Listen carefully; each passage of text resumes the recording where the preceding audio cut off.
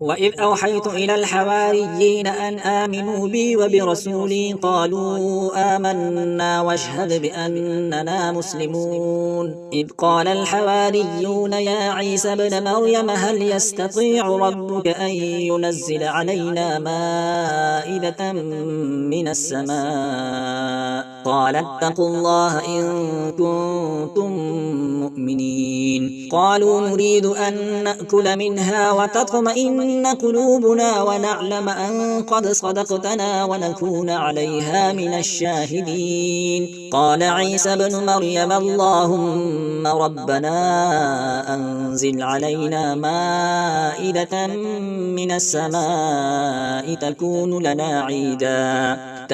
لنا عيدا لأولنا وآخرنا وآية منك وارزقنا وأنت خير الرازقين. قال الله إني منزلها عليكم فمن يكفر بعد منكم فإني أعذبه